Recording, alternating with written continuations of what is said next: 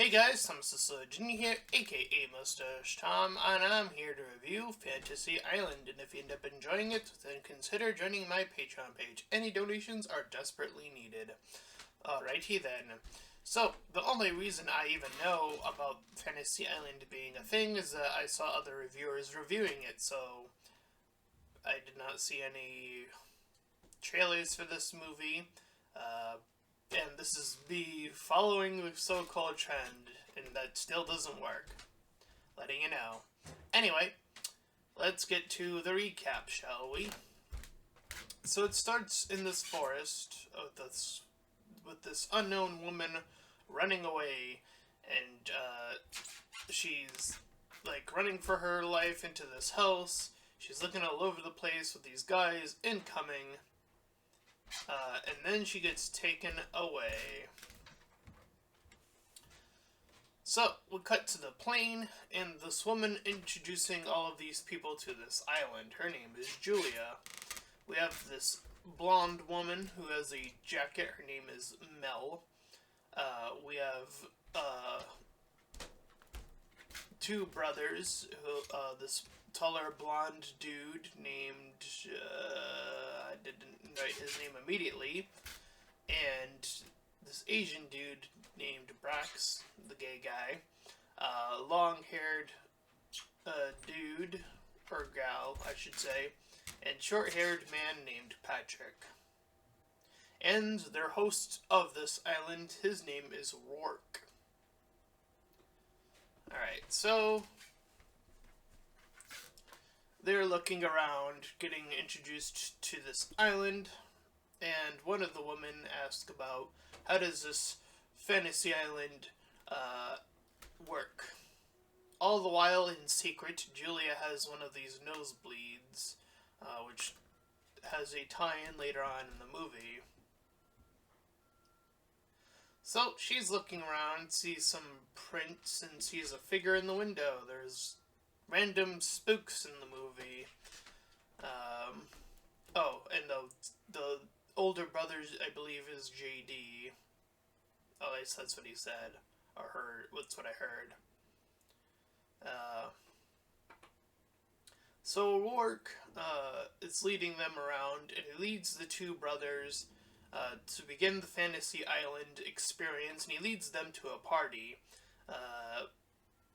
JD gets all the ladies, and that leaves Brax with the dudes. So they do their own thing, and we have the long-haired woman, who I got mixed up with a guy. Her name is Olsen. So the host, Rourke, says that her fantasy is the hardest to ascertain. And as soon as she describes it, he says that her fantasy is just behind that door. And she notices some blood, and you would think as soon as that would happen, she would cast grave suspicions. She even remarks there's blood. So she sees that her boyfriend slash potential husband has been also invited to the island accordingly. His name is Alan.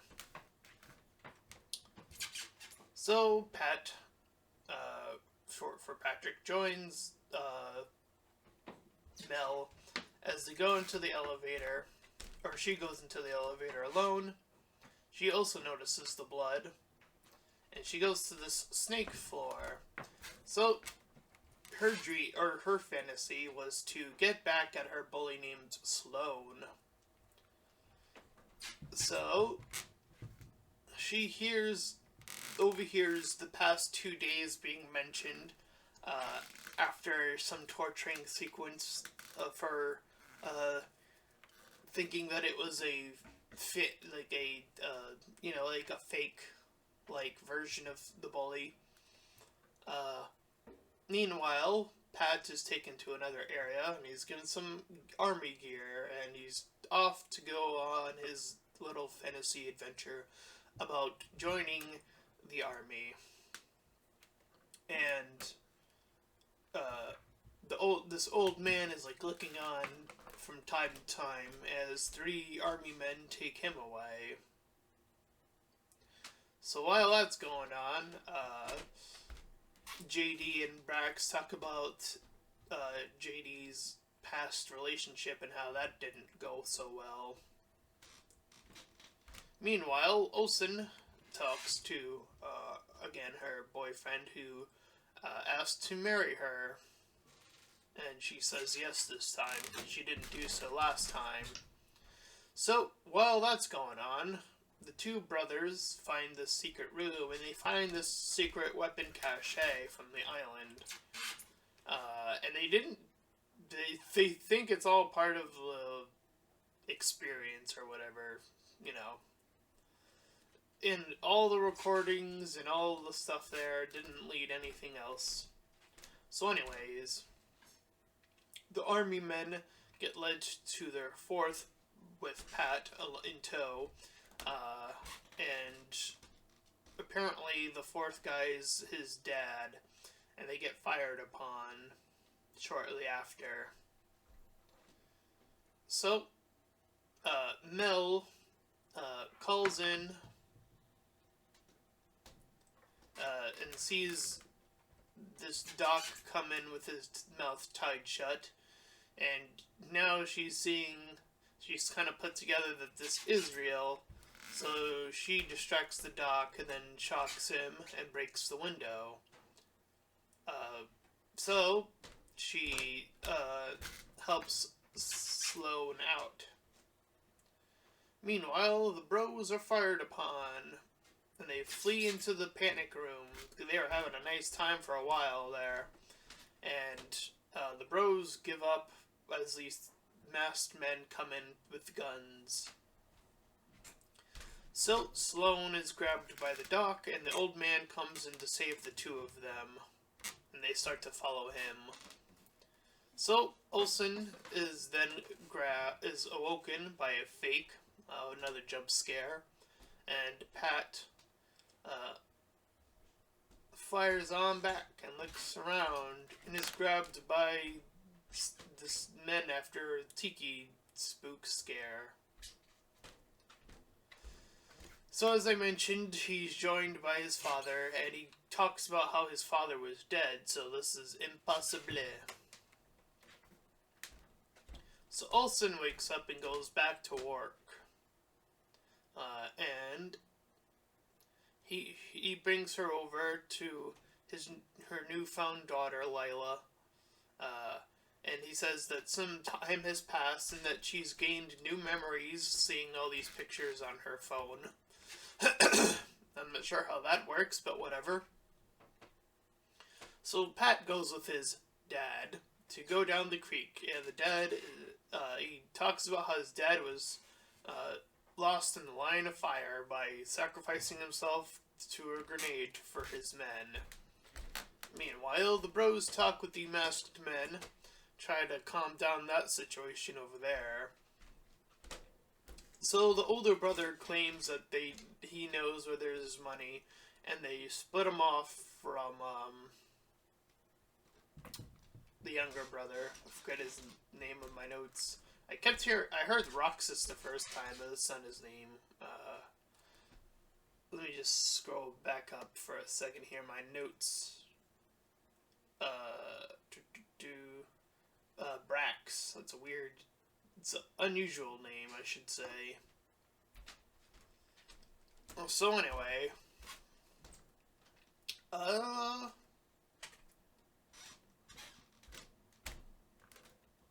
Yeah, so that's going on.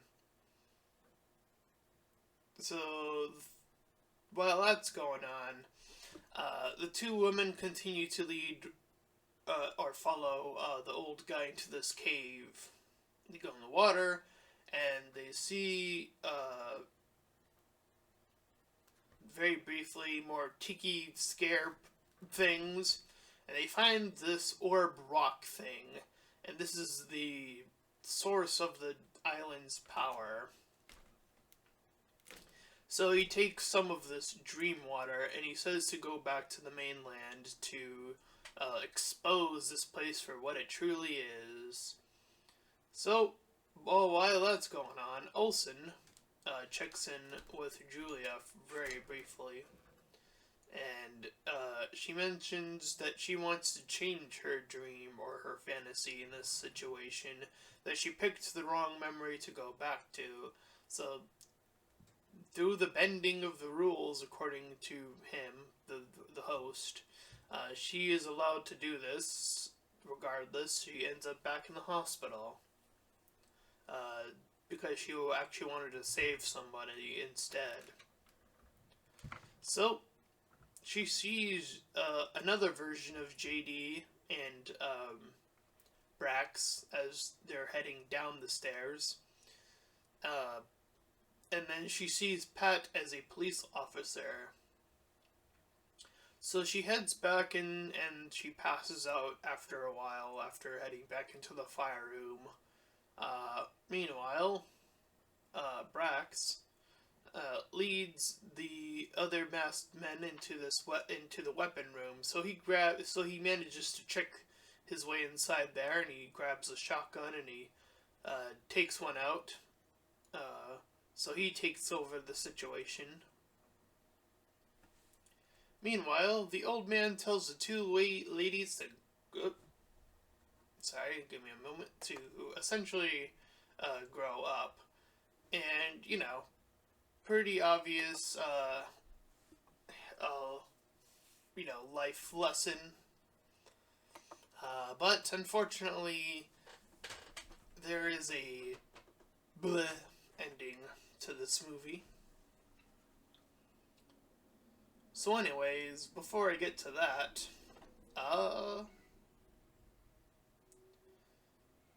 the doc comes back and he's attacking them, so the old man tackles the doc off of the ledge, and the army starts to move in. And we see that the dead masked guy, one of them, ends up bleeding out, and then getting all these blood eyes.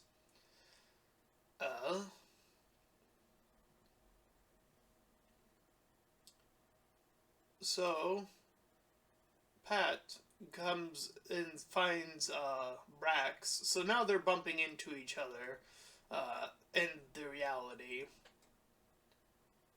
So the two of them start fighting off the masked guys, and JD gets shot down and he dies. So he's the only guy who died. I think he's the only one of the guests that ends up dying in this movie, I think. Pat's father dies again, getting shot, seeing these the masked men getting zombified, which is a whole nother aspect of the island. So the two head back to the base. The two ladies head back to the base to the phone to call up the bully's boyfriend, who she broke up with and slept with some other guy for. Sloane being the bully. Olsen is dragged out of the fire room by Julia, and the elevator comes down with Brax and Pat, and they join the two ladies, so now all four of them are together. Olsen mentions this person named Nick Taylor. I think this was a boyfriend of someone. Anyway, Pat fights he hordes off the incoming attackers as they get stopped by the men that work at the resort. They see the helicopter, but the helicopter is blown up by a rocket launcher by the zombies. So, now that that's out of the question, the four of them plan to end the fantasy with a grenade. The whole fantasy island. They plan to go to the source and throw a grenade in there. So, as they're heading back into the caves, Brax is immediately head off from the group. Seeing a version of his brother. We see Sloane get separated pretty quickly. The doc returns. And Olsen starts hearing voices of previous people as well. So Pat goes in the water. He's pulled in by his dad, zombie dad now. And Sloane sees a clone copy of herself that's the old version, the bully version. Um, and he we see the brother zombie up as well of Brax. Uh, Sloane dealing with her fake bully, and Pat dealing with his zombie dad. So Olsen, with uh, seeing her daughter kill her husband, and then she also sees the burned victim she left behind. All three of them are tormenting her. Uh, and Olsen mentions Julia because she thinks that this is all connected to one giant fantasy, and that Julia is the one that needs to be forgiven. So Pat gets stabbed by Mel, and she quickly unveils that it was her fantasy all along. And I have a lot of issues with this, but I'll get to that as soon as I'm done with the recap. So the bully Sloane shifts to the bully mode to distract her long enough so that the other two that are there can fight her off.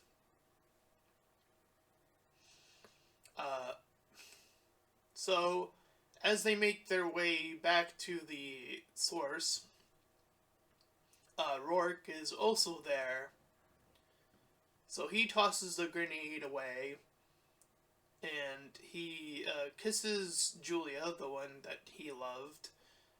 She says that, something about fantasies and how he should do the right thing, essentially. So he takes his ring off, and Pat joins them as well, talking to Mel. And the host mentions how if you drink the water, or if you take part, you too can get your fantasy. So Sloane, who was previously a part of someone else's fantasy, drank some water and got her own fantasy, which was to get Mel's boyfriend back to get with him. And then the boyfriend comes out of the water pits as a slime creature and grabs her and pulls her in. So Pat sees the grenade pop back out. He jumps on it. He sacrifices himself as the hero that he always thought he could be. And then Brax decides, after hearing what the host has to say, that he can have his new fantasy come true if he stays behind, which was to bring his brother back. So he does a pretty cool thing in staying behind, and he gets hired on as a new fantasy employee. And that was Fantasy Island. Now, the immediate issue I have with this movie is an immediate red flag dealing with Mel. This turn of events of her change comes completely out of nowhere and doesn't feel earned or satisfactory. Like, she's complaining when she shifts into crazy mode that, oh, I didn't get to date my boyfriend. And, she got bullied at one point, but that does not justify wanting to kill everyone. That those two steps are so far removed from one another, it is absolutely just completely out of nowhere. It's crazy for crazy's sake, which I don't think is really, it's never really that interesting. It never really is. And especially when you have it as a twist, that's when it really breaks. And it's in twofold of, there weren't enough hints to satisfy it being like you could you can formulate it together that she's crazy. Like, there weren't enough hints throughout the movie to suggest that. Also, her reasoning was really, really weak. Like, oh, I didn't get to date my potential boyfriend. I'm gonna kill you. Even Olsen, who had her own shit to deal with because she was complaining about how no one was there for her. Like, yeah, Olsen wouldn't be there. She was dealing with their fire shit because that was her memory, and that those two things were corresponding. So yeah, that's kind of an ass jerk move on Mel's part, and then she's like, "Oh, but I'm also crazy too." It just feels completely unearned. Um, you know, I think what the obvious improvements you could have had was have a few more hints throughout the movie that Mel is crazy, that is going to be the case, and then have the explanation be a lot stronger. You know, be an equivalent to the thing you're trying to do. Have her lost somebody. Have her had someone die because of the other people not being there. Not a boyfriend that's just not strong enough. It's not a strong enough reason to go, oh, I'm gonna suddenly decide to kill people. If you are a crazy individual in a, you know, in this sort of scenario, you kind of want to have that equivalent exchange, I feel like. I think that would make a bit more sense if you're going to go that route. If you're going to do the whole crazy character thing, at least have the route to get there make sense. The jump scares were very unnecessary, I feel. This barely feels like a horror movie. When I googled it, oddly enough, it also said it was a comedy?